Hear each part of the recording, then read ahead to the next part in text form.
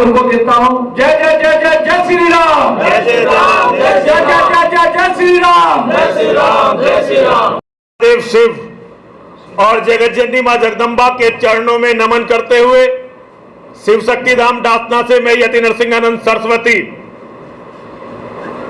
लखनऊ की इस पावन धरती पर, लक्ष्मण नगर की इस पावन धरती पर सभी हिंदू संगठनों का बहुत हृदय से आभारी हूं।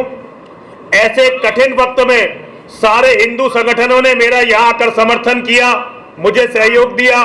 मैं हृदय की गहराइयों से सबको साधुवाद, सबको धन्यवाद देता हूं। मैं एक विशेष प्रयोजन से यहां लखनऊ आया हुआ हूं।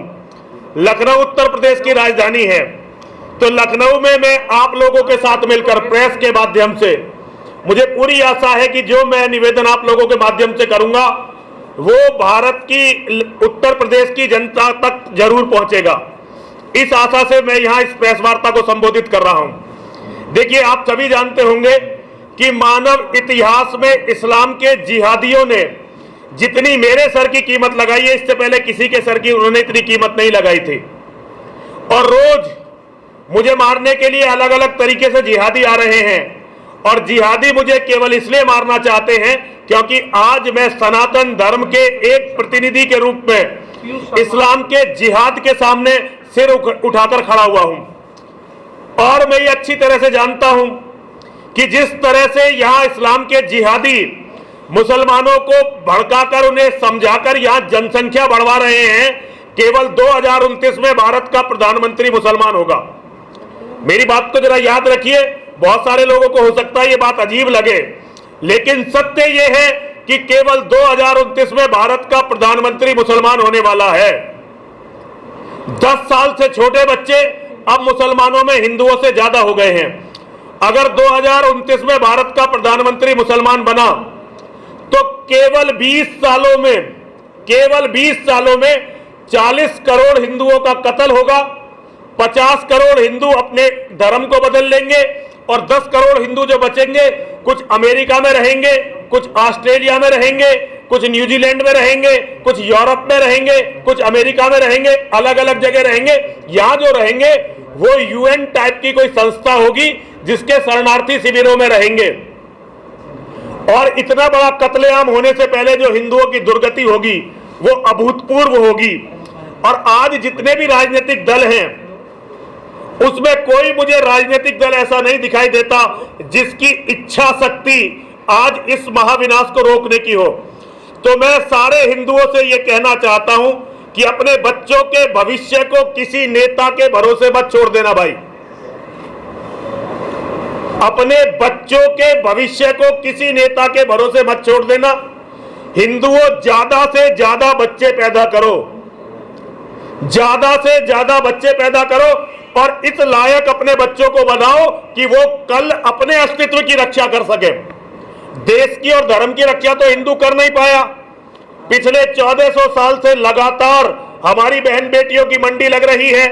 अंग्रेज यदि इस देश में नहीं आया होता तो शायद हम सभी लोग हिंदू के रूप में अपना अस्तित्व खो चुके होते। तो मेरा आप सभी से ये अनुरोध है कि सभी लोग हिंदू, जहां तक भी मेरी आवाज पहुंचे, ज्यादा से ज्यादा बच्चे पैदा करें और अपने बच्चों को धर्म सिखाएं और लड़ने के लायक बनाएं ताकि वो अपने अस्तित्व को बचा सके। एक बात तो ये है। और दूसरी बात ये है कि 15, 16, 17, 18 और 19 दिसंबर को हम लोग हरिद्वार में इस्लाम के जिहाद को लेकर विश्व धर्म संसद आयोजित कर रहे हैं। विश्व धर्म संसद, जिसमें पूरी दुनिया के अलग अलग पंथों के, संप्रदायों के, धर्मों के धर्मगुरु भाग लेंगे और बुद्धिजीवी भाग लेंगे। मुझे लगता है कि पूरी दुनिया में शायद ही कोई, इस्लाम को छोड़कर, मुसलमानों को छोड़कर, मुझे नहीं लगता कि दुनिया में शायद कोई ऐसा देश होगा जिसका प्रतिनिधि इस विश्व धर्म संसद में नहीं आएगा। और यह विश्व धर्म संसद हरिद्वार में होनी है। इस विश्व धर्म संसद के लिए समर्थन मांगने के लिए, सहयोग मांगने के लिए मैं निकला हुआ हूं।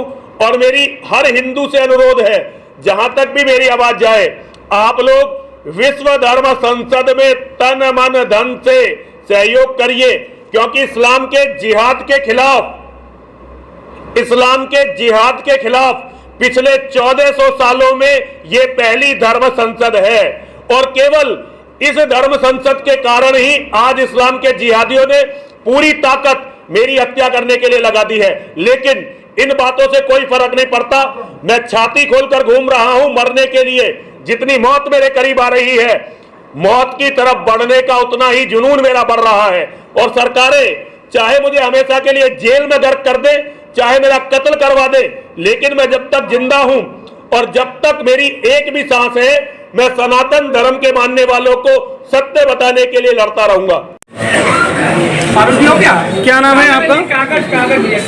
मेरा नाम है यति नरसिंहानंद। आज आपने प्रेस कॉन्फ्रेंस रखी थी, किन मुद्दों को लेकर रखी थी? देखिए, विश्व धर्म संसद का आयोजन कर रहे हैं हम इस्लाम के जिहाद के खिलाफ, तो उसके लिए समर्थन मांगने के लिए हम निकले हुए हैं। उसी के लिए हमने आज यहाँ प्रेस वार्ता की थी। एक आप लोगों के माध्यम से हिंदुओं से ये कहना था कि हिंदू ज्यादा से ज्यादा बच्चे पैदा करें, ज्यादा से ज्यादा बच्चे पैदा करें, ज्यादा से ज्यादा बच्चे पैदा करें और अपने बच्चों को अपनी रक्षा करने लायक बनाएं। सर ये चीज बताइए, आप बच्चे पैदा करने की बात कर रहे हैं और सरकार तो ये मुहिम चला रही है। सरकार को मुहिम चलाने की जरूरत नहीं है।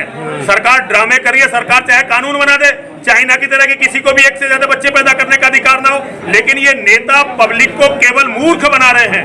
हमारी 20 साल पुरानी मांग है कि यहाँ की जनसंख्या रुकनी चाहिए, लेकिन जब जनसंख्या रुक नहीं रही, सरकार कानून बना नहीं रही, तो मैं अपने लोगों से कह रहा हूं कि तुम बचो किसी तरह से, वरना तुम्हें ये इस्लाम के जिहादी मार के पका के खा जाएंगे।